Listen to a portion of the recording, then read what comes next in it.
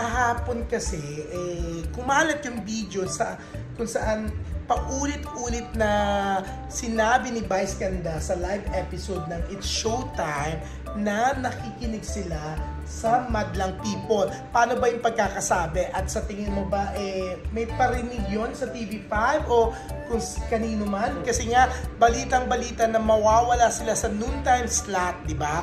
Pagdating sa TV5, magiging late afternoon na raw sila. Pero live sila sa A2C, Kapamilya Channel, at iba't iba pang platforms ng ABS-CBN. Pero, what do you think?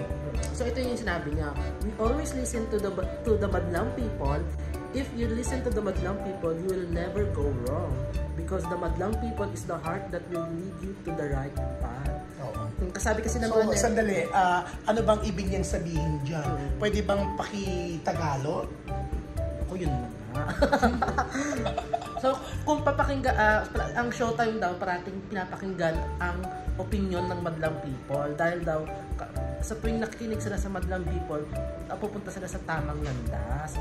So, ang parang ang pagkahulog, pagkaintindi ng mga nagbabakal po siya, medyo natatakot yata si Bix na itapik yan. Pero, yun nga ba, Bix, intindi ng netizen, may pinaparinggan si Vice, may pinanggagalingan.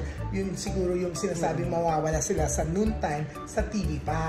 Pero sinasabi na baka dahil nga daw to na sa mga pagbabago sa noontime sa TV5 na sana parang pinaparinggan nila na sana makinig sila sa tao na mas gusto ng tao yung Showtime na nasa noontime. Pero may mga ibang netizen din na ang pagkahulugan nila ay sana daw, na parang pinaparinggan naman yung mga bagong host ng Itbulaga or yung Itbulaga na parang kung ang gusto ng tao, huwag gamitin yung title na Itbulaga dun sa bagong Itbulaga. So, hindi natin alam kung ano nga ba, kung sino ba talaga ang pinaparinggan ni Vice, kung ang TVJ, Dabar Cats, o yung mga pumalit naman sa kanila dun sa Itbulaga ng Tape Inc., di ba?